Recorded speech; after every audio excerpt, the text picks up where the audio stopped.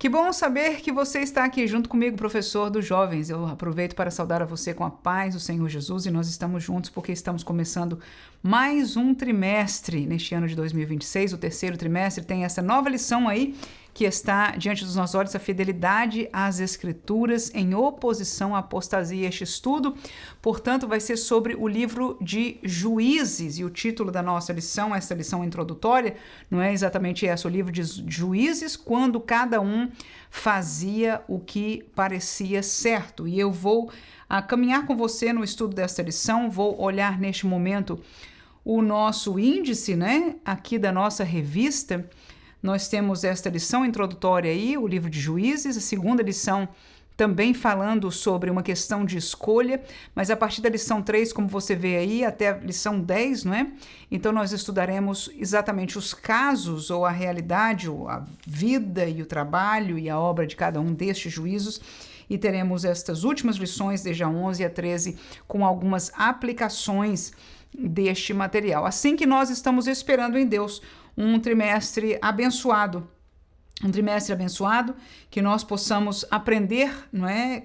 Trazer ensinos sobre a realidade que o povo de Deus naquele tempo teve para nós em nossos dias. E é neste contexto que nós vamos olhar para essa primeira lição. Eu vou levar você à página 5 da nossa revista e nós vamos começar este estudo aí. Eu vou compartilhar com você um roteiro, que aqui eu vou passar no visual, mas como PDF ele está disponível para você baixar aí à vontade. Primeiro tópico da nossa lição, Josué e a conquista da Terra Prometida. Então, este primeiro tópico diz a conquista da Terra Prometida. Iniciamos nossa jornada pelo livro de Juízes, relembrando seu cenário histórico. Sob a liderança de Josué, sucessor de Moisés, o povo de Israel avançou para conquistar a Terra Prometida. Canaã, o ponto vem depois. Para que a nação fosse vitoriosa diante de seus inimigos, Deus requereu esforço, bom ânimo e o que mais? Obediência à sua palavra. Como líder corajoso e fiel à missão divina, Josué conduziu o povo durante a travessia do Rio Jordão e iniciou o processo de conquista e repartição do território entre as 12 tribos de Israel. Então, o que o nosso comentarista está fazendo conosco é fazendo uma transição para que nós nos lembremos, e é obrigação nossa, principalmente porque estamos sendo ajudados por eles, né? Pelo comentarista, a lembrar, a trazer à mente dos nossos alunos, historicamente, o que é que está acontecendo aqui. Por quê? Porque este entendimento nos ajuda a compreender a Bíblia como um todo. Né? A Bíblia ela cobre um período grande da história, né? Da história da humanidade. Em verdade, ela cobre todo o período da história da humanidade.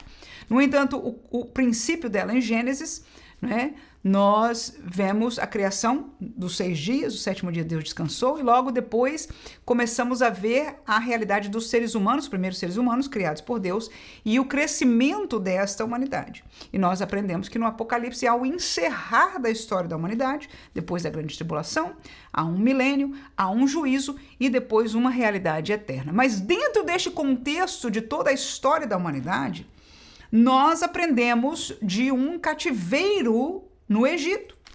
E este é um acontecimento que a maioria de nós crentes, mesmo aqueles que são simples ou novos na fé, não é, já ouviram alguma coisa e lembraram-se, ou lembrar-se-ão, que Moisés foi a pessoa que Deus levantou para tirar, para ser o líder que retiraria este povo, agora povo de Deus, não é, da nação do cativeiro do Egito, e tinha prometido para eles uma terra, e esta terra prometida, o nome dado a ela era a terra de Canaã. Então é uma válida lembrança para os nossos alunos deste contexto. Talvez você não precise ir onde eu fui, que é a Bíblia do começo da criação até o fim da eternidade, mas de nos lembrar, começar aí a partir do Egito, né? Vocês se lembram, irmãos, que o povo de Israel foi escravo no Egito e que Deus levantou Moisés como liderança para eles saírem do Egito. Ora, o contexto que nós vamos estudar aqui é o contexto depois da liderança de Moisés, porque quando o povo estava prestes a entrar na terra de Canaã, Então, Moisés vem a falecer, não é isso? E a liderança, ou o homem que liderou o povo para entrar verdadeiramente em Canaã, não foi Moisés. Moisés, portanto, foi o líder que o tirou do Egito e foi aquele que os fez caminhar pelo deserto, foi a liderança que esteve com eles humanamente, porque Deus, com certeza, nós vamos estar estudando sobre isso, estava em todo o tempo, não é, guiando, guardando e, enfim, sendo com o seu povo, mas Moisés foi este homem que trouxe, vamos dizer assim, até a beira da terra prometida, mas ele falece. E agora Josué, que era servo de Moisés, era seguidor de Moisés, não é? Estava junto sempre com Moisés, foi aquele que Deus levanta para fazer o povo entrar na terra de Canaã. E é neste contexto que a gente vai caminhando aí rapidamente sobre a história de Josué para entrar no livro de Juízes. Por quê? Porque Josué, então, torna-se este líder do tempo da conquista. E eu vou compartilhar aqui no meu roteiro com você o meu primeiro subtópico que nós acabamos de ler, o meu comentário aí, olha aí, eu coloquei: o povo saiu do Egito e chegou a Canaã sob a liderança de quem nós acabamos de falar, sob a liderança de Josué. Aí nós lemos neste primeiro tópico um resumo bem resumido mesmo, mas disso aí, que a terra de Canaã foi conquistada e repartida. E aí vem uma pergunta introdutória para nós pensarmos como turma, não é? O que significou na prática a conquista de Canaã? Será que nós podemos pensar aqui, mesmo com professores, um pouquinho? Moisés trouxe até a beira de Canaã. Canaã é como se fosse um grande país, haviam, inclusive, a Bíblia explica que haviam várias etnias, né? Vários povos dentro desta terra chamada Terra de Canaã. Então, o que aconteceu? O que significou na prática a conquista da terra de Canaã? Se você se lembra de algumas histórias, como a de Ai, a de Jericó, você vai se lembrar do que significa. Significa que Israel foi com o seu exército, né? Ainda que ele é um povo que saiu do Egito sem treinamento, saiu somente com as coisas que eles tiraram dos egípcios, porque Deus assim o permitiu, eles se fizeram um exército. Deus deu sempre a maneira deles pelejarem, e como nós vamos relembrar aqui, Deus sempre foi aquele que garantiu a sua vitória quando eles permaneceram fiel ao Senhor. Então, este processo, a minha pergunta aí, o que significa conquistar Canaã? Significa chegar numa terra que já tem gente morando lá, que essas pessoas se entendem como donos da terra. Alguém, que é o povo de Israel, chegou e disse: olha, nosso Deus nos deu essa terra, vocês vão ter que sair e simplesmente vencê-los em guerra e tomar posse, não é, controle daquela terra, daquelas localidades. E depois que eles tomaram controle de todas as localidades que Deus tinha dito para ele que seria, não é, o lugar ou o delinear da terra de Canaã, então eles repartiram, no caso Josué, que era a liderança, repartiu a parte desta grande terra, vamos dizer, se nós chamássemos um país, não é? Vamos dizer, os territórios para cada uma das tribos. Então, nessa altura, o povo de Israel já estava dividido em tribos, não é? Que tinham vindo pelo deserto. Você até se lembra desta ordem no caminhar do deserto, não é? Havia uma ordem da marcha deles no deserto, tudo isso instituído por Deus. Ora, então essas tribos já eram povos, né? Já tinham essa unidade, e Josué então foi aquele que distribuiu ou deu as partes da terra para cada determinada tribo, assim na terra de Canaã. No entanto, não foram todos mortos dos moradores que habitavam ali. Em algumas instâncias, Deus disse: olha, quando vocês forem para essa cidade, chegando lá, mata todo mundo. Há casos na Bíblia que se fala assim. Outros, não, nesta parte da conquista de Canaã, era matar ou fazer guerra suficiente para que eles se tornassem, não é, donos da terra, não é? Eles se tornassem donos da terra. Então, nem todos foram mortos dos habitantes que ali estavam, e até aqueles que foram, vamos dizer, expulsos dos seus lugares, se tornaram pessoas que habitaram ao redor de Israel. E é exatamente na relação, no relacionamento com o povo original da terra, que nós vamos observar nesta lição que o povo de Deus se corrompeu. Havia uma ordem de Deus antes deles entrarem, dada por Deus à boca de Moisés, e Josué repete, dizer, olha, vocês vão entrar numa terra cujos moradores adoram outros deuses, mas vocês não serão como eles. O Deus que vos trouxe até aqui será o vosso Deus na terra de Canaã, na terra que eu, Deus, prometi que vos levaria, terra que mana leite e mel. Então é neste contexto que, como eu disse, a primeira pergunta é o que significou conquistar? Significa fazer guerra aos moradores daquela terra e vencerem esta guerra. Vamos voltar à nossa revista, à nossa lição, no finzinho aí da página 5, eu vou colocar para você.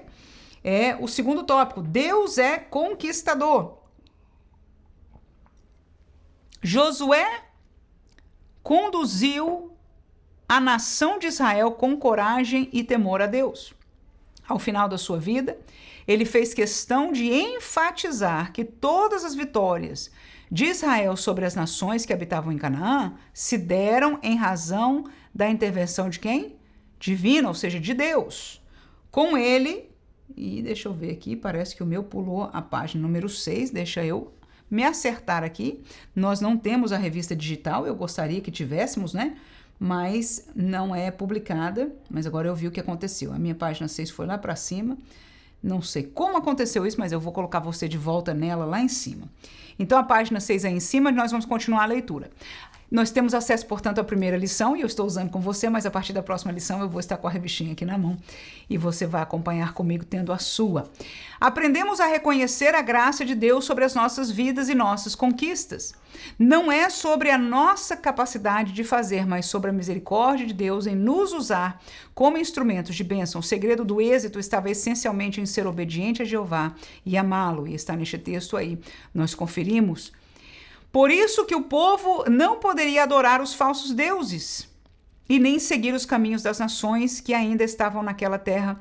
Diante disso, no capítulo 23, Josué fez um chamado à fidelidade exclusiva a Deus, rejeitando os deuses estrangeiros, e após trazer à memória do povo tudo o que Deus tinha feito por eles, declara solenemente que ele e a sua casa serviriam ao Senhor. Este texto é bem conhecido nosso, E nós agradecemos a Deus por ele. Vamos ao segundo subtópico aí do nosso comentário. Nós vamos lembrar a você este texto aí que o pastor mencionou, 23 de Josué, versículo 3. Eu vou ler lá com você, olha lá. E vós já tendes visto, é Josué falando, tudo quanto o Senhor vosso Deus fez a todas estas nações por causa de vós, porque o Senhor vosso Deus é o que pelejou por vós. Então, não só no versículo 3, mas se você quiser ler com a sua turma, eu botei aí para você no nosso roteiro, do versículo 1 ao versículo 9, vai dar um apanhado geral desta palavra de Josué. Agora ele está também terminando a sua vida. Nós passamos rapidamente de lembrar que Moisés os trouxe até a beira da terra, mas no texto do livro de Josué, nós vemos este jovem que envelheceu também no processo, liderou o povo de Deus a conquistar a Canaã e dividiu então agora a terra nas tribos. E no final deste período, quando ele também já está próximo à sua morte, ele lembra a Israel aquilo que nós deixamos como ênfase para este tópico. Qual foi? Quem nos prometeu a terra prometida foi Deus. Esta é a lembrança. Quem nos prometeu a terra prometida, essa terra de Canaã, que agora nós já estamos felizes com ela, já temos o nosso gado aqui, os nossos filhos já estão se acostumando aqui, nós já temos a nossa terra, estabelecemos o nosso nome aqui. Quem nos deu? Quem prometeu esta terra? Foi Deus. Esta é a didática da professora Manuela, Josué falou diferente. E você vai ler isso aí no versículo 1 ao 9. E aí, a pergunta, que agora faço eu, ele não fez como pergunta, ele fez como a afirmação. Quem cumpriu esta promessa? Foi Deus. Então, o Deus que prometeu, ele cumpriu. Quem foi que derrotou os moradores? E neste texto que nós lemos, Josué lembra ao povo que não foi pela força deles, aleluia. Não foi pela potência, pelas armas que eles tinham. Pelo contrário, eles saíram do Egito sem nada. Mas Deus, pela sua grandeza, pelo seu querer, pela sua fidelidade, foi quem deu. Então, a lembrança do nosso comentarista para nós, neste dia, e a lembrança que Josué deu àquele povo é que nós não nos esqueçamos. Se hoje nós estamos felizes, salvos, abençoados, cheios do Espírito Santo, com a certeza, segurança de salvação, segurança da vida eterna, aleluia, temos paz na nossa vida, estamos livres dos vícios, estamos seguros em meio a este mundo, se temos alguma coisa, aleluia, se a nossa igreja está cheia, se a nossa igreja está abençoada, se nós temos um pastor capaz, um pastor servo de Deus, cheio da unção, o que quer que nós alcancemos neste mundo, quem deu para nós? Quem providenciou? Quem deu ar para nós respirarmos a vida mais um dia para mim e para você? Foi Deus. E esta lembrança é essencial que nós tenhamos a cada dia da nossa vida. Terceiro subtópico aí da nossa lição, a morte de Josué. A morte de Josué. Vamos aumentar aqui. O livro de Josué termina e o de Juízes inicia, que é onde nós vamos ficar nesse trimestre, né? Destacando a morte deste grande líder. Porém, diferentemente de Moisés, que havia deixado um sucessor, agora não havia ninguém que pudesse assumir essa posição de líder espiritual, social e político. As tribos deveriam completar a conquista de suas respectivas porções de terra, com a responsabilidade de viver de acordo com a aliança e a lei de Deus. Com isso, há um vazio na liderança, deixando a nova geração desorientada e sem referência. Josué estava morto, mas Deus o quê? Continuava vivo. Ele havia conduzido seu povo para dentro da terra prometida e levantaria outras pessoas para cumprirem os seus desígnios. Então nós vemos como chave, como centro deste terceiro subtópico aí, eu vou compartilhar com você, o fato de que não havia liderança. E este é um fator que nós com certeza vamos mencioná-lo no passar deste trimestre, mas é algo interessante nós pensarmos neste fator de não existir liderança. Por quê? Porque nós vivemos num contexto social, num contexto cultural, que tem tentado diminuir, colocar para baixo o papel da liderança. E nós vamos aprender, portanto, com a história, não a história só da humanidade, mas a história do homem de Deus, do povo de Deus, do povo de Deus. O que acontece com o povo, ou pelo menos o que aconteceu, nós vamos fazer um paralelo, vamos aprender. Cada um de nós tem uma grande diferença, é que todos nós temos o direito de escolher. Agora, a pergunta histórica vai ser o que é que eles escolheram, o que é que eles fizeram, como foi a história do povo de Israel quando eles não tinham uma liderança. Eles tinham Moisés, eles tinham Josué, e agora que eles entraram na terra, eles estão sem uma liderança que eles possam identificar. Né? Tem a liderança das famílias, dentro da tribo deles, né? Algum certo tipo de liderança, mas do povo de maneira geral não tinha. E muitos hoje põem na mesa, quando eu digo na mesa da igreja, a questão, o questionamento, será que nós precisamos de uma liderança? Será que é importante essa história de denominações e líderes e etc? Então nós vamos olhar para este tempo passado e vamos ver que lições, não é? Nós aprendemos, não é a hora agora de nós fazermos esta colocação, mas vamos através deste estudo aprender sobre isso. Vamos para cá, a página 7, nosso segundo subtópico aí, eu vou compartilhar aqui com você. O primeiro subtópico diz uma geração desorientada. Dentro deste cenário, o livro de Juízes abrange o período que vai da morte de Josué até os primeiros passos rumo à monarquia, antes da ascensão de Saul como rei, narrado em 1 Samuel. Então é este o período dos Juízes, tá? Desde a morte de Josué até Saul se tornar o rei de Israel, e ele foi o primeiro dos reis de Israel. Esse intervalo, que ultrapassa 3 séculos ou 300 anos, é marcado por um ciclo recorrente de infidelidade, opressão, arrependimento e livramento. Então veja, quando o autor aí fala, o comentarista, de ciclo, é um entendimento que nós aprendemos ou percebemos do histórico, né? Daquilo que a Bíblia está nos mostrando. Então, quando nós vemos isso, deixa eu tirar aqui porque nós achamos uma coisa aqui que não fazia parte. Desculpa, viu, irmão? Esse negócio de tecnologia é bom, né? Mas às vezes pensa que ajuda e atrapalha a gente um pouquinho. Aleluia. Estamos no ciclo, o ciclo recorrente. O que significa isso? É que nós observamos no passado e nós vamos observar juntos, é que acontecia sempre a mesma coisa.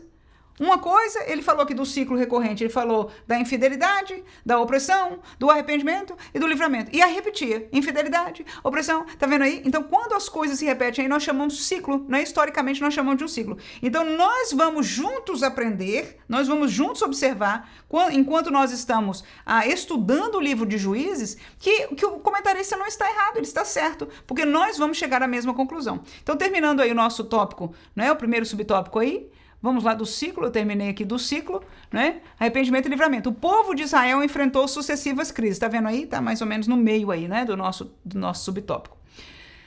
Experimentou o declínio espiritual e sofreu derrotas diante das nações pagãs. Muitas vezes os israelitas se deixaram influenciar. Eu achei muito interessante essas colocações aí. Muitas vezes, vou repetir aí, tá vendo como tá comigo aí? Bem no meio. Muitas vezes os israelitas se deixaram influenciar pela cultura e idolatria religiosa dos cananeus. Quem são os cananeus? Os habitantes de Canaã. Lembra que nós falamos no começo? Eles tomaram a terra, mas haviam aqueles que habitavam já, os moradores que estavam lá antes, né? Então, quando eles tomaram conta da terra, a palavra diz aí para nós, o pastor está referindo, e nós vamos observar isso no contato e com a história na Bíblia Sagrada, que eles, ou seja, o povo de Deus, começou a se influenciar pela cultura dos cananitas, né? Dos cananeus, perdão, e pela idolatria, ou seja, pela religião deles também, afastando-se do propósito estabelecido por Deus. A síntese do livro encontra-se em Juízes 21, 25, que diz o seguinte: naqueles dias não havia em Israel rei, porém cada um fazia o que parecia reto aos seus olhos. Tais palavras revelam a desunião e a falta de valores comuns.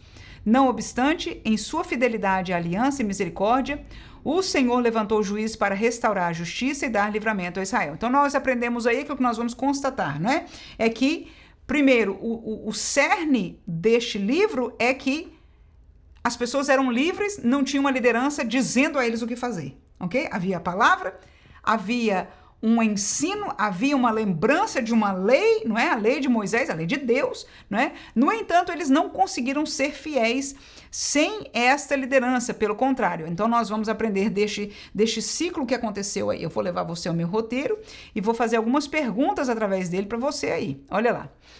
Primeiro subtópico: o povo deixou-se influenciar pela cultura, tomou parte da idolatria religiosa e, por consequência, conheceu derrotas e opressões. Isso aí eu repeti a frase do comentarista. Mas agora é a minha interação com você e, se você achar por bem, a sua interação com a sua turma. Como foi que esse cenário pode existir, ou como este cenário poderia existir em nossos dias? Como assim, irmã? Eu vou seguir explicando aí. Como o crente se influencia pela cultura? Então, essa é a grande pergunta. Os israelitas se influenciaram pela cultura dos cananeus. E a minha pergunta é: como é que funcionaria isso hoje? Como os crentes se influenciam pela cultura? Ô, irmão, da gente parar para pensar nisso, vai abrir os nossos olhos espirituais. E eu gostaria que os nossos alunos pudessem dizer: como é que nós, crentes, nos influenciamos pela cultura? Aí eles vão dizer. É assistindo, é ouvindo, é lendo, é participando, né? Ok. E a grande pergunta interior para nós é: será que nós estamos? Muitos de nós, vamos ser bem honestos, a gente diz assim: não, eu estou participando. Não é que eu estou participando, eu estou vendo, né? Porque, enfim, eu estou viva, chega para mim, etc, eu tenho acesso, eu convivo com isso, né? Mas eu não estou me corrompendo, eu não estou me influenciando, me deixando influenciar. Este é o que nós cremos e queremos crer. No entanto, Israel não queria, a princípio, se influenciar, mas acabou influenciando, sim ou não? Sim. Muito bem. Aconteceu com eles. Com a gente, estamos aqui ainda fora. Vamos só pensar aqui nessas primeiras perguntas, tá? Como é que o crente pode se influenciar pela cultura? Agora, como é que o povo de Deus pratica idolatria? Agora eu estou trazendo um paralelo deles, né? Do povo de Israel lá para cá. Agora eu estou perguntando para hoje. Como é que o povo de Deus pratica idolatria? O que nós fazemos ou podemos fazer que seria colocar Deus em segundo plano em um outro Deus, uma outra prioridade, uma outra divindade, não necessariamente de pedra, de pau, uma estátua, não. mas como guias, como prioridades da nossa vida, como valores da nossa vida, e que tem se tornado uma idolatria. E nessa pergunta, você, professor, eu vou até dar uma orientação que não permita, né? Aceite todas as respostas, não necessariamente precisa tomar lado por ninguém, tá? Por quê? Porque enquanto alguém vai dizer que alguma coisa é idolatria, outro vai se ofender por isso e não vai achar que seja. E nós não estamos aqui nesta aula, para dizer que é o que não é, não é assim? No entanto, nós vamos deixar, e este é o sentimento a deixar, ok, o irmão entende que isso seria uma idolatria, muito bem, obrigado pela sua opinião, o outro entende que isso é, etc. Então nós não queremos a opinião do que não é, ou queremos a opinião daquilo que você acha, estamos dizendo de acha, nesse momento nós estamos dizendo de acha. Ok? Mas como que o povo de Deus pode, em dias de hoje, praticar idolatria? Qual é a próxima pergunta? Quais seriam as derrotas e opressões que viriam por consequência dessa atitude? Ou seja, se nós nos deixamos levar pela cultura e somos influenciados, não queremos ser, mas fomos. E para abrir um parênteses, nós temos sido, ok? Mas não quero concluir aí com a turma.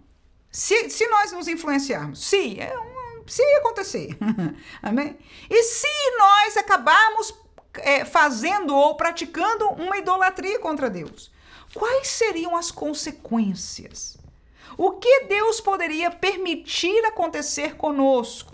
O que naturalmente, mesmo que não seja pela mão de Deus contrária, o que é que naturalmente aconteceria com a igreja? Se nós permitirmos a cultura do mundo entrar e se infiltrar, o que se chama de sincretismo, né? É ter uma, mas ter a outra junta e atuar junta na igreja. Nós temos visto isso para todo lado na igreja de hoje. Para todo lado na igreja de hoje. Mas eu não quero concluir isso na sala de aula, não quero apontar o dedo, não é hora.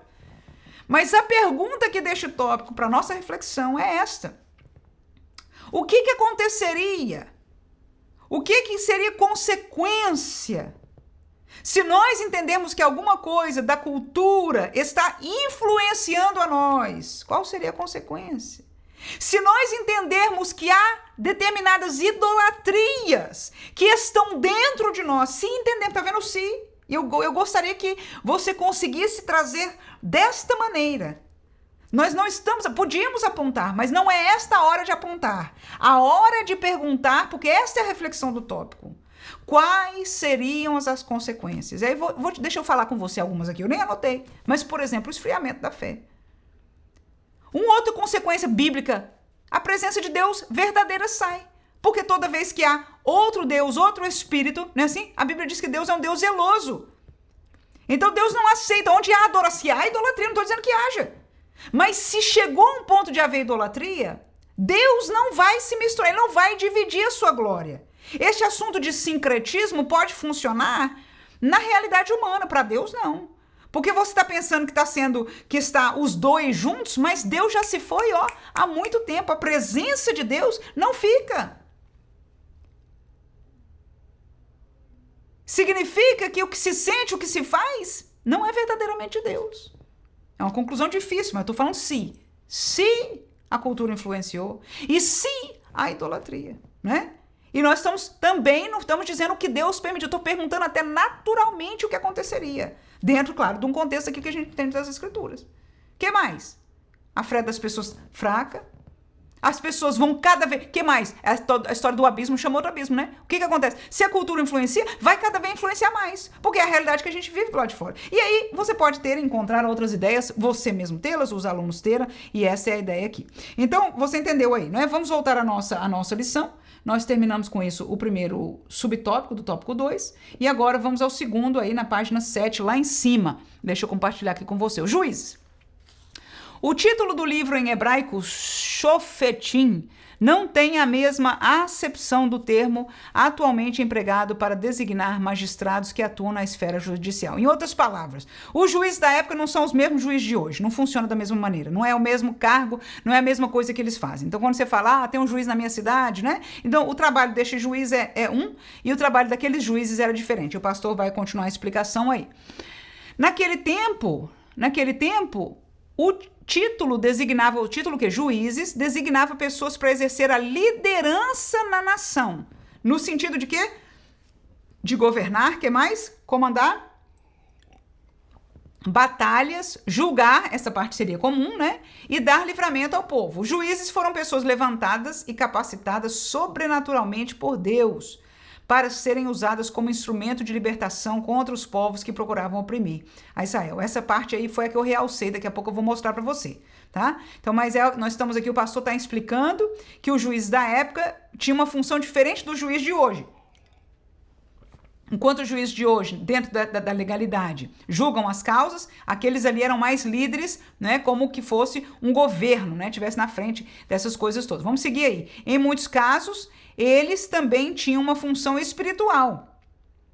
Ao exortar o povo à fidelidade ao Senhor Deus, os juízes de Israel não pertenciam a uma tribo específica, nem seguiam uma linha de sucessão hereditária, como ocorria com os reis e sacerdotes. Eram escolhidos pela vontade de Deus, que os capacitava para cumprir feitos extraordinários em favor do povo. A diversidade de suas origens, qualidades e métodos de atuação revela que Deus usa quem Ele quer e ninguém é insignificante para Ele. Se você se considera irrelevante, lembre-se desta verdade bíblica. No finalzinho aí no livro, são mencionados 12 juízes, geralmente divididos em 2 grupos, conforme a extensão e o destaque dado em suas histórias.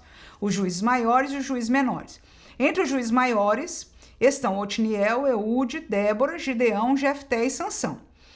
Já entre os juízes menores, citados de forma mais breve, estão Sangar, Tola, Jair, Ibzan, Elon e Abdon. Então, nós terminamos o segundo subtópico aí. Eu vou compartilhar com você o meu pensamento sobre ele. Vamos lá. Os juízes eram pessoas. Olha aí, eu copiei também a frase do comentarista, porque essa foi a frase que eu achei central deste subtópico aí. Olha o que eu coloquei em letras grandes aí para nós. Levantadas e o quê? Capacitadas por Deus.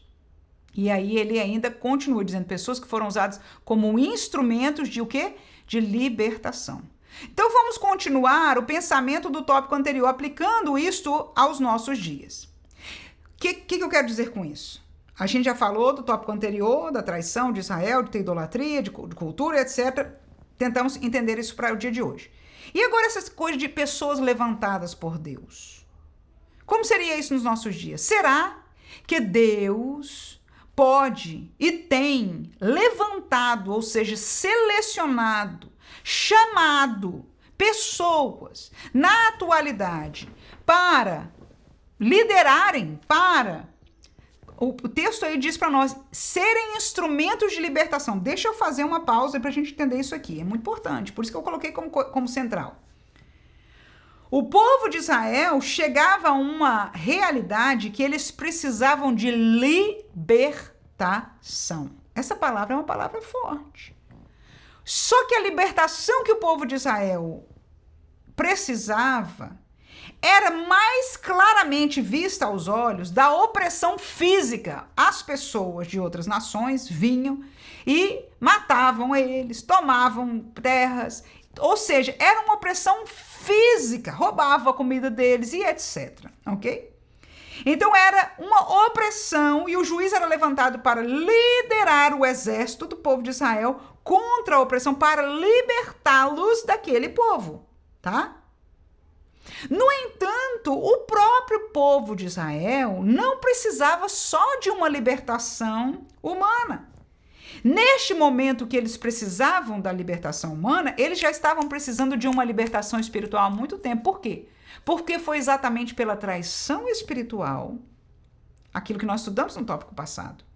Foi exatamente porque eles deixaram a cultura dos povos pagãos entrar no meio do povo de Deus. Foi exatamente porque eles se corromperam na idolatria dos povos pagãos e agora estavam adorando a estes deuses no meio das suas famílias do povo de Deus, que houve que Deus permitiu a opressão.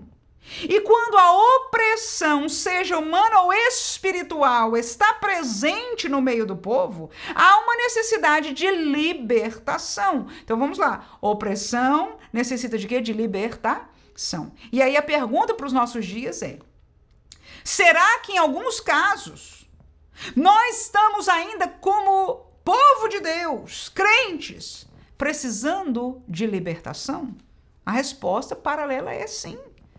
Se é que, vamos voltar com aquele assunto do tópico passado, se é que nós temos deixado a cultura nos influenciar. Se não, não, tá tudo bem. Aleluia. Amém. Se nós não temos deixado a cultura influenciar, tá tudo bem. Se nós não temos pecado contra o nosso Deus e adorado aos deuses deste mundo, tá tudo bem. Agora, se aconteceu, então há consequências espirituais. E neste vocabulário nós estamos fazendo um paralelo, chamaríamos de opressões, né? Opressões. Ou seja, pelo menos a pessoa não está vivendo o melhor da fé, não está crescendo na fé, não está crescendo no espírito, está oprimido. Vamos colocar assim bem leve para nós, somente apertado, não está desenvolvendo como deveria. E, na verdade, eu falei isso, coisas leves, mas poderiam estar acontecendo e estão acontecendo coisas muito piores. Agora, a pergunta é, então quando o povo de Deus está cativo, oprimido, está fora da comunhão com Deus, a pergunta é, será que hoje Deus levanta uma liderança? Pode levantar, quer levantar alguém para que erga a sua voz no meio do povo, levantado por ele. Aí é que é uma colocação muito interessante, que nós aprendemos neste segundo subtópico aí. Qual é? É que era Deus quem levantava. A situação do povo, já um olhava para o outro e dizia, não tem mais. Não tem mais, não tem mais, o que quer que seja. Não tem santidade, não tem poder de Deus, só tem movimento humano. Não tem mais, não tem mais, não tem mais. Não tem mais, não tem mais glória, não tem mais. E aí Deus levanta uma autoridade. Agora veja, para o povo querer uma autoridade, vivendo uma vida sem autoridade, só mesmo a coisa estando muito feia. Vamos fazer um paralelo aí, porque quando a gente começa a viver sem autoridade, eu sei o que eu posso, eu faço, eu acho, e etc, e fica até feliz que aqueles que estão ali estão concordando, e a igreja está caminhando nessa mesma realidade, já assimilando a cultura, assimilando a idolatria, e está tudo bem. Se não houver vamos colocar entre aspas aqui, uma desgraça, nós não queremos uma autoridade que se levante em nome de Deus. Nós não queremos. Se Deus não permitisse acontecer uma desgraça com Israel na época, eles não quereriam ninguém para mandar, para dizer o que façamos, para chamar o povo ao arrependimento. Você pode entender isso, por favor? Se não estivermos numa posição de desgraça, a gente não vai aceitar ninguém chamando a gente a se arrepender, porque na verdade nós já nos corrompemos. Quantos podem dizer amém? Não aceitamos, mas porque Deus amou o povo de Israel, ele permitia acontecer a desgraça. E aí o povo clamava a Deus, aleluia! Aí Deus levantava um homem, levantava alguém e capacitava, aleluia! Muito importante nós percebermos que não era pela força e pela capacidade dessas pessoas, a maioria delas, muitos deles diziam, quem sou eu? A gente conhece a história, vamos conhecer mais, tratar na história de alguns deles que nós vamos aprender neste trimestre.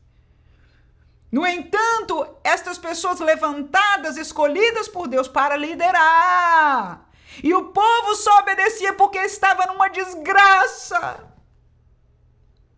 E hoje nós não queremos obedecer porque nós olhamos para o lado e dizemos, está se multiplicando, está tudo bem, este evangelho é o verdadeiro e etc. Nós estamos com medo da nossa corrupção cultural, estamos com medo da nossa idolatria e ainda estamos felizes. Mas eu quero lembrar a você, a desgraça que aconteceu com o povo de Israel não vai acontecer conosco.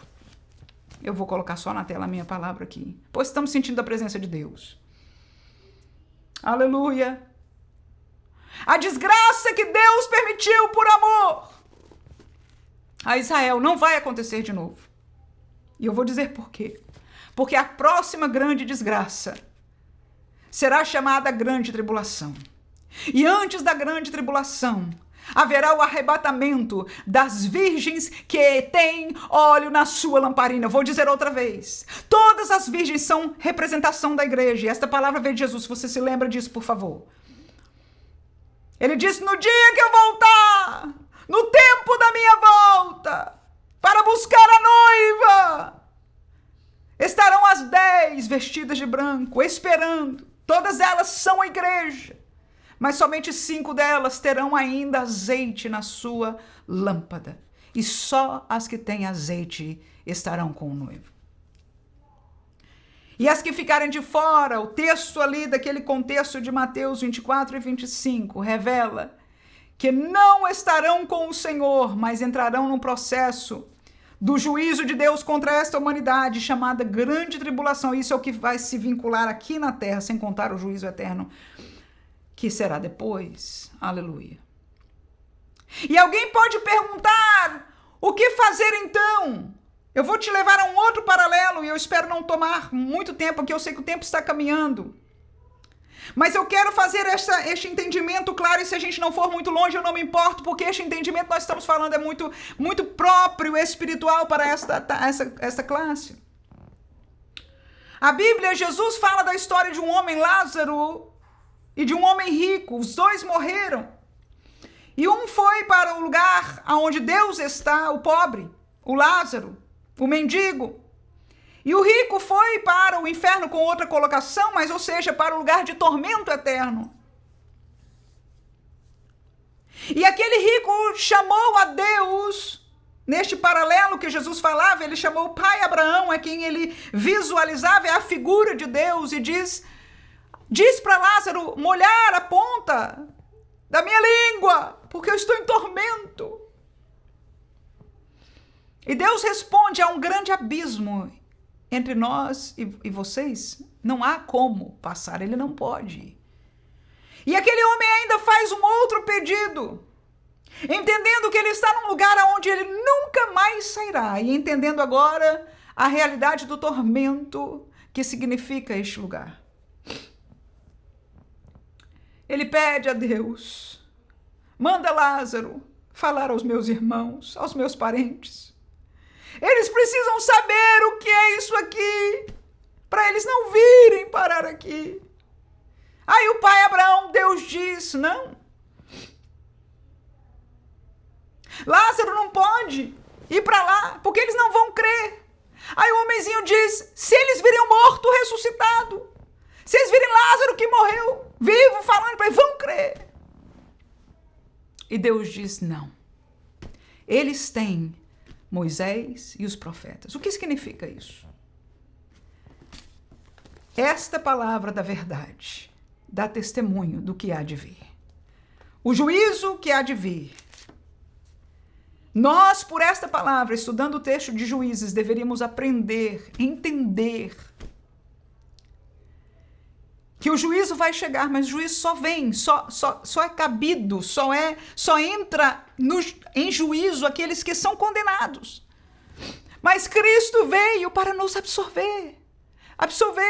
Nós seríamos condenados, mas se nós permanecemos em Cristo, fiéis a Cristo, sem deixar-nos influenciar pela cultura, sem deixar-nos participar da idolatria deste mundo, eita! Mas permanecermos fiéis ao Senhor, nós seremos das virgens que teremos azeite, relacionamento através do Espírito de Deus, vida espiritual. Amém? Então a pergunta é, o que vai ser então daquelas 5 que ficaram de fora? Elas têm hoje, porque esta palavra de Jesus ainda não se cumpriu, porque o noivo não voltou. Ele explicou o que ia acontecer quando ele voltasse, mas ainda não se cumpriu, porque o noivo não voltou, a trombeta não tocou. Então ainda é tempo de nós entendermos que é um juízo vindouro, que não vai ser como foi do dia de juízo, mas entendermos este paralelo e nos arrependermos. E a pergunta que nós ficamos aqui é pessoas levantadas e capacitadas para a libertação. Eu quero entender, junto com você, que Deus tem levantado ainda.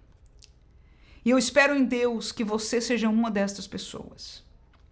Você não vai ser um líder de uma nação de Israel, mas aonde você está, na sua sala de escola dominical, na sua congregação, se Deus pode levantar e capacitar você para a atuação na libertação do povo.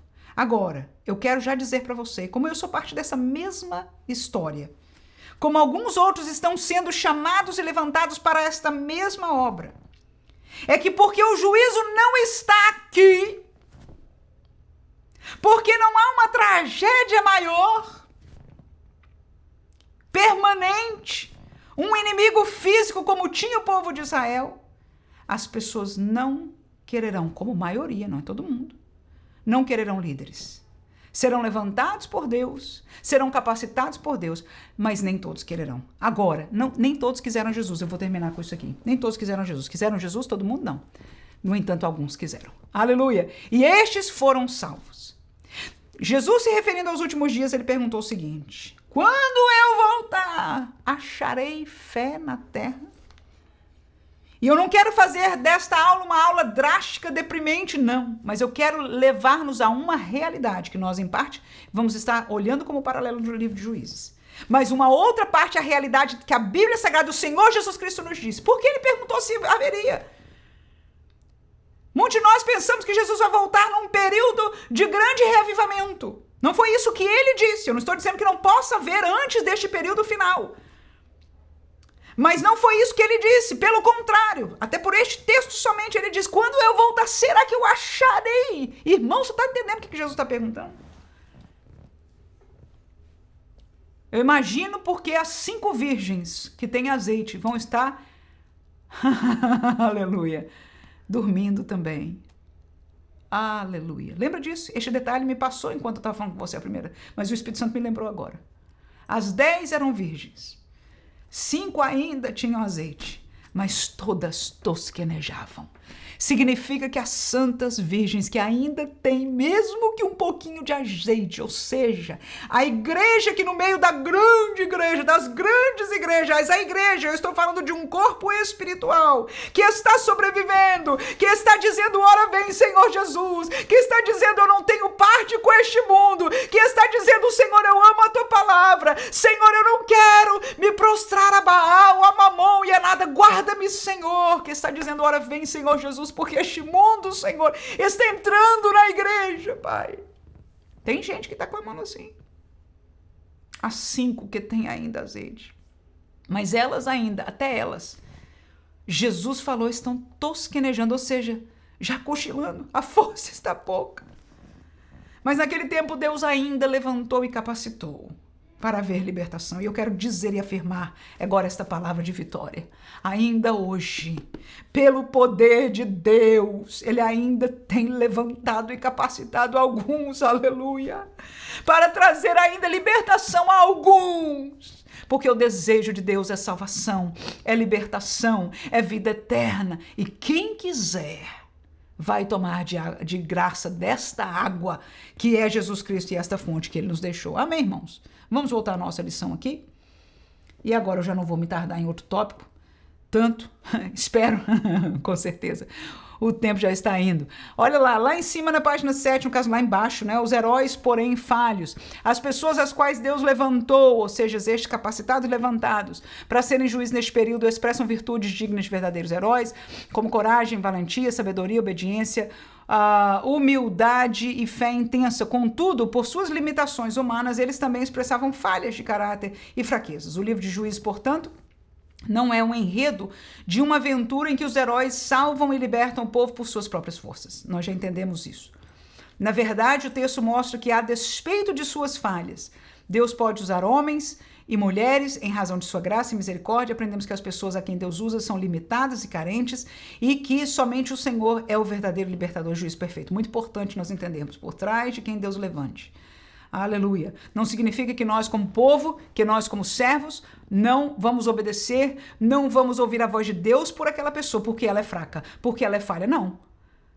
Quem está falando é Deus. No entanto, nós sabemos e que eles e ela saibam também que é Deus quem nos está capacitando. Terminando aí, o escritor deixa claro que a salvação de Israel ocorria enquanto Deus estava sobre a vida do juiz. Então, nosso comentário aí sobre este terceiro subtópico é simples e diz o seguinte, que os juízes não libertaram por sua própria força ou sabedoria. Então, aqueles que hoje estão sendo usados por Deus, eu quero que nós sejamos bem prontos a entender que não é pela força espiritual ou física e nem pela sabedoria dele. Não significa que Deus não levantou. Não significa que ele não seja o homem de Deus para esta obra, para esta igreja, para este momento. Aleluia. Mas A ação, a vitória não vem pela sua força física, nem sua força espiritual, nem a sua sabedoria. A mesma coisa se nós somos e que somos parte desta obra. A nossa vitória, aonde Deus nos dê, aonde Deus nos levante, aonde Deus nos capacite, não é pela nossa força física, não é pela nossa força espiritual e nem é pela nossa própria sabedoria. Vamos ao terceiro tópico deste estudo. Nós estamos agora no fim da página 8. Deixa eu compartilhar com você aqui, subir um pouquinho mais para a gente enxergar. Que diz o terceiro tópico lá, olha, a mensagem de Juízes para o tempo presente. Primeiro subtópico, quando cada um fazia o que parecia certo, apesar do seu estilo narrativo voltado para uma fase específica do povo israelita, o livro dos Juízes nos oferece vários ensinos que se conectam ao tempo presente. Um aspecto central deste livro é advertir que cada pessoa fazia o que parecia certo. Isso revela uma época de caos generalizado e falta de liderança que deixou o povo desunido e sem referência moral, espiritual e política. Essa referência bíblica ecoa para os dias atuais com diversas mensagens de advertências. Primeira, letra A, o perigo da ausência de liderança. A falta de líderes consagrados por Deus deixou o povo de Israel desorientado e vulnerável. De modo semelhante, em nossos dias, cresce uma cultura perigosa que busca desconstruir toda forma de autoridade. O pensamento pós-moderno frequentemente questiona ou despreza as figuras de liderança, ao promover uma visão que enfraquece o papel de pais, mestres, pastores e governantes. Então veja 4 exemplos de liderança que a Bíblia, Deus, o Deus da Bíblia, coloca, estabelece, dá-nos como liderança para que Deus use. E esta humanidade, a cultura de hoje, a cultura da nossa Canaã, mas os cananeus, amém? Não estou falando da nossa terra prometida por vir, não. Mas dos cananeus desta terra, dos moradores da terra, esta cultura diz, não presta, não precisamos deles, ok? Aí a letra B, o valor da autoridade. O estudo de Juízes nos relembra do ensino das Escrituras a respeito do valor das autoridades constituídas por Deus. Aonde? Na família, no governo e na igreja. Então, da mesma maneira, eu vou ler estes versículos daqui a pouco com você, tá? Terceiro, a letra C aí, a consequência do relativismo moral. Sem referência e liderança moral, o povo fazia o que parecia certo aos seus olhos. Essa é uma descrição de uma sociedade relativista, hedonista e individualista, na qual cada pessoa faz o que achar ser mais adequado. O cenário da época de Juízes é o retrato do mundo contemporâneo, que não aceita a existência da verdade e da moral absoluta, que advém da revelação de Deus em sua palavra. Cada um procura fazer o que lhe parece certo em termos de decisões sobre a vida em geral. Nesse sentido, a decisão ética acaba se tornando uma questão de conveniência pessoal. Ok? Então, nós terminamos aí. Deixa eu voltar aqui com você. E ao que eu frisei, não é? Deixa subtópico aí. As autoridades constituídas por Deus. Como eu disse, lembrei-nos, né, que essas autoridades Deus constituiu para nosso bem. Então, a primeira delas, os pais, governos e igrejas. Sim, a Bíblia ensina sobre 3 tipos de autoridade, menciona cada uma dessas 3. E nós vamos ver o texto dos pais, este texto de Efésios que eu coloquei para você. Há vários, né? O pastor mencionou alguns, eu vou citar alguns com você. Vós, filhos, sede obedientes a quem? A vossos pais. Então, obedecer a alguém é que essa pessoa tem autoridade sobre você, ok? Então, é Jesus, é a palavra de Deus, é o Espírito de Deus falando por Paulo aí. Vós, filhos, sede obedientes a vossos pais no Senhor, porque isso é justo. Então, aí tem honra, lembrança inclusive deste mandamento do tempo, né, do princípio. Honra teu pai e a tua mãe, que é o primeiro mandamento com promessa. Então, está se repetindo no Novo Testamento, um mandamento que nós aprendemos do Antigo Testamento. Por quê? Porque ele reflete a moral de Deus, que não muda. Amém? Ora.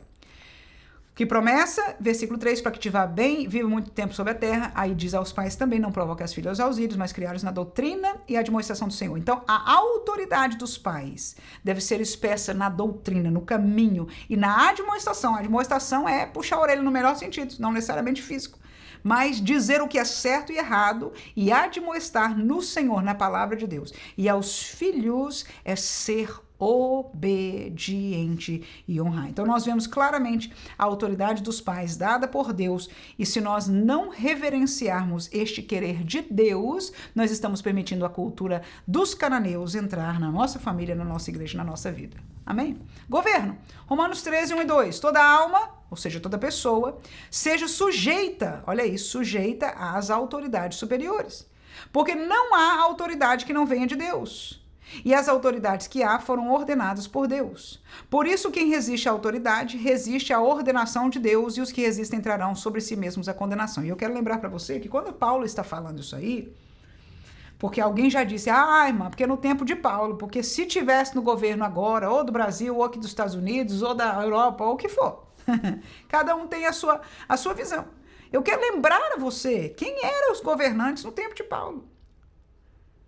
Quem era a Roma que reinava, que tinha autoridade, uma Roma pagã, que perseguia os cristãos, que matava os cristãos, deste tempo de Paulo, ok? Então, nós entendemos que Paulo não está dizendo que, porque este governo está bom, nós devemos ser sujeitos à autoridade. Não, Paulo está dizendo que Deus, na pessoa do seu Espírito, está lhe fazendo entender e lhe participando que toda sorte de autoridade governamental, o estabelecimento daquilo que nós chamamos de sistema, que nós detestamos, e eu entendo, olha, escute, eu entendo você porque eu sou uma pessoa igual a você, eu não sou parte do sistema no sentido de liderança. Eu não pertenço, eu não ganho nada, com absolutamente nada. Agora, graças a Deus eu sou crente. Agora, ser crente, a gente tem as nossas coisas que pra gente engolir, né? Aqui. Difícil. Tem página na Bíblia, irmão, tem palavra bíblica, que se eu for sincero, eu diria, eu gostaria de tirar isso aqui e deixar fora. Mas eu não posso. Eu posso não querer obedecer, isso eu posso. É meu direito. E que vai me fazer, quando eu vou desobedecendo a palavra, vai me distanciando de Deus. Mas este Deus disse, olha, foi eu que instituí, e aquele que quer paz, que não quer resistir à orientação de Deus, à ordenação de Deus, está aí, versículo 2, né? Então vai entender isso dessa maneira. Eu sei que é difícil para nós entendermos, mas eu gostaria de que nós nos colocássemos na posição de servos, filhos de Deus. E foi este Deus que nós dizemos que somos servos dele. Este Deus que nós dizemos que somos servos dele, que escreveu isso que a gente escreveu. Eu botei outra para castigar mesmo a gente. Botei o outro texto, eu falei, botar só um. Não, vou botar outro. Para castigar mesmo. Por que eu estou fazendo isso? Porque eu quero mal a você ou a mim? Claro que não. Por que eu estou fazendo isso então? Eu estou fazendo isso porque nós precisamos. Porque a nossa sociedade, a nossa cultura nos está amordaçando para que nós não entendamos assim e não obedecemos a palavra de Deus. Então vamos ler a palavra. Amém? Sujeitai-vos, é Pedro dizendo agora, pois a toda ordenação humana por amor do Senhor, quer ao rei, olha aí, todas as ordenações, toda a ordenação humana, quer ao rei como superior, quer aos governantes, como por ele enviados para castigo dos malfeitores e para louvor dos que fazem o bem. Então pronto. Se eles fazem ou não, não é a questão. Nem quem estava sobre Paulo, nem quem estava sobre Pedro estava fazendo. Não é a questão. A questão é a nossa obediência, a nossa submissão à palavra de Deus que diz isso. Quem entendeu? Aleluia. Sei que você entendeu, foi difícil dar aleluia, né? Nem amém. Mas nós temos que pensar sobre isso fortemente. Principalmente num ano como esse que nós estamos vivendo, no calor, né, da política, nós precisamos, antes de todas as coisas, sermos crentes. Amém? E observarmos a palavra de Deus e nos humilharmos diante da potente mão de Deus. 2 Crônicas 7,14, volta lá na sua intimidade com Deus. Sei que você conhece este texto, mas anota aí, porque Deus vai falar se você ler e pausadamente meditar naquele texto para a sua vida, em nome de Jesus. A aula, de volta, o último texto aí, Hebreus capítulo 3, ou penúltimo, versículo 17, agora é a autoridade da igreja. Obedecei a vossos pastores. Olha a segunda palavra aí, meu Deus do céu. É Bíblia, irmãos? Ou a gente rasga isso aí e joga fora, deixa eu sumir com ele aqui, pronto. Ou você diz, pá, pra lá, some aqui, tela. Some aqui, Bíblia. Joga fora a única revelação Eu estou estudando história da igreja agora, no meu curso. E o que eu observo que o que salvou a igreja, o que manteve a igreja, o que susteve a igreja nos séculos, com tudo o que aconteceu, foi esta palavra. E foi para isso que ele deixou, ele permitiu, ele fez com que esta palavra permanecesse. Então eu vou voltar à palavra aqui em nome de Jesus. A palavra diz: obedecei a vossos pastores, assim diz o Senhor. Sujeitai-vos a eles. Ele não é perfeito, eu sei. Nós estamos aprendendo do juiz, acabamos de falar sobre isso. Nenhum deles era, mas era levantado e capacitado por Deus para a libertação do povo de Deus.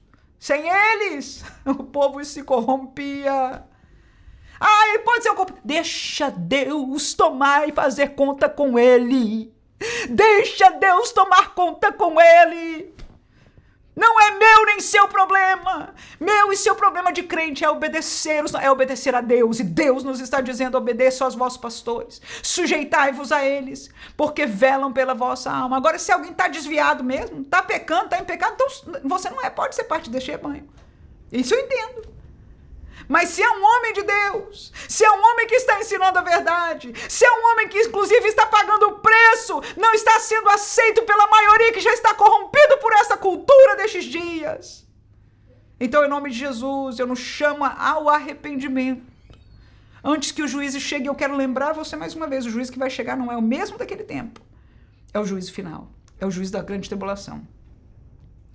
Ele vela pela vossa alma como quem que vão dar conta delas, para que façam com alegria e não gemendo. Nós devíamos fazer com que eles prestem conta em relação às nossas vidas, com alegria e não gemendo, porque isso não vos seria útil. Da igreja eu ainda deixo Efésios capítulo 4, 10 a 12, que diz: aquele que desceu é também o mesmo que subiu acima de todos os céus para cumprir todas as coisas. Ou seja, eu estou mostrando com este texto que estamos falando de Jesus. E ele mesmo, Jesus, deu uns para apóstolos, e outros para profetas, e outros para evangelistas, e outros para pastores e doutores. O ministério, irmão. Foi Jesus quem deu essas posições ministeriais. É Jesus quem chama estes homens fracos, estes homens que têm as suas dificuldades, estes homens que podem cair, estes homens que não são perfeitos, mas são levantados e capacitados. E nós precisamos orar para que eles sejam capacitados. Para quê? Para a libertação de muitos de nós que estamos oprimidos dentro da igreja. Porque Jesus, deu à igreja estes ministérios, querendo o que? O aperfeiçoamento dos santos para a obra do ministério, para a edificação do corpo de Cristo, que é a Santa Igreja do Senhor Jesus. Lemos o segundo, o ciclo da libertação. Vamos lá rapidamente. O ciclo da libertação. Um aspecto central na narrativa do livro de Juízes é o ciclo repetitivo que marca a história espiritual do povo de Israel, revela a fragilidade moral do povo, como a fidelidade graciosa de Deus. O ciclo geralmente começa com a infidelidade do povo, que abandona o Senhor, se volta à idolatria, servindo aos deuses das nações vizinhas. Como consequência, Deus permite que Israel caia sob a opção de inimigos, opressão, de estrangeiros, como forma de juízo e disciplina. Pelo amor de Deus e a graça de Deus. Eu faço o meu parênteses aí, como eu já expliquei. Deus permite que Israel caia sob a opressão, ok? O seguinte após um tempo de sofrimento, o povo se arrepende e clama por socorro ao Senhor. Em resposta, Deus, movido por compaixão, levanta um juiz para libertar Israel da opressão e restaurar a paz. E aí no meu roteiro que eu deixei para você, e você se lembra que este material está em PDF, num documento Word, que você pode, na verdade não Word, em PDF mesmo, você pode baixar e usar à vontade. Pecado é este ciclo aí. O pecado do povo, gerava o quê? Gerava opressão e por causa da opressão eles perdiam a sua liberdade. Deus enviava a sua graça e restituía a liberdade do povo.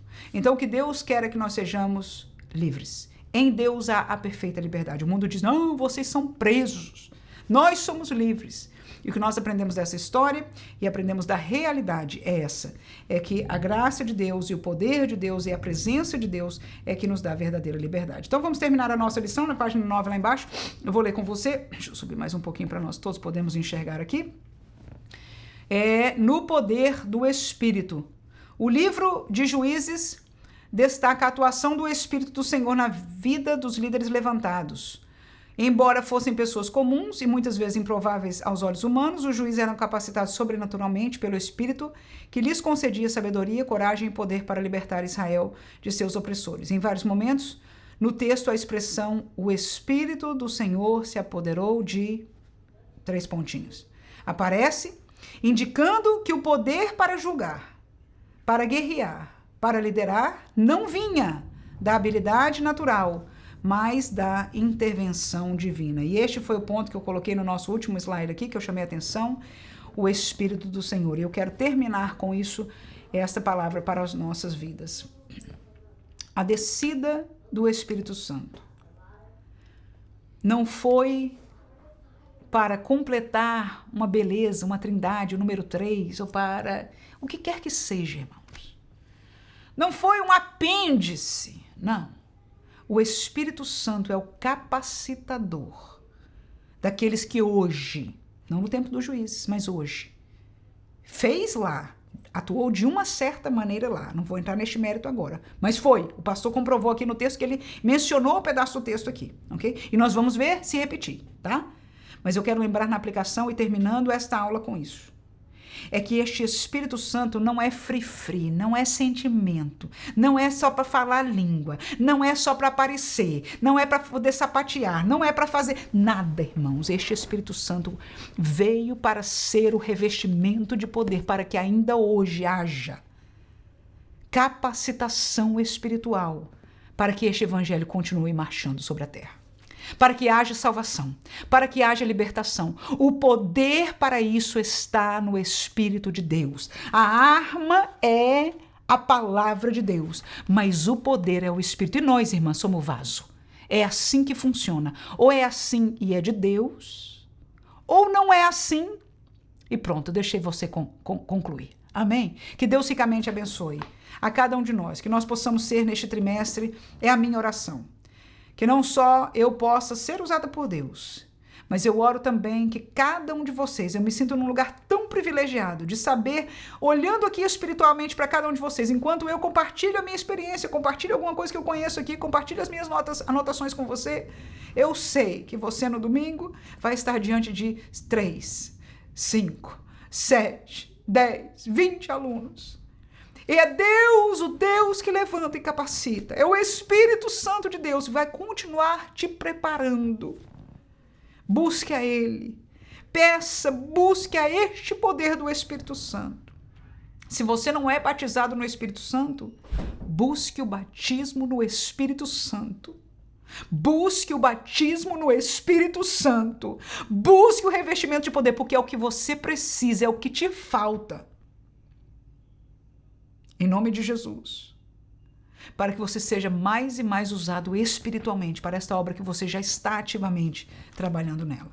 E se você já é, mantenha viva esta chama em nome de Jesus, porque eu que sou, eu sei disso. Se nós não mantivermos viva esta chama com Deus, é Ele que... O fogo é lá, amém? Mas ligados com Deus, ouvindo a palavra de Deus, estando na presença de Deus, estando na casa de Deus. Senão, o fogo vai se apagando. Que Deus nos guarde em nome de Jesus, porque se nós estivermos com este Espírito, é este Espírito que vai atuar e nos usar. Em nome de Jesus. Amém.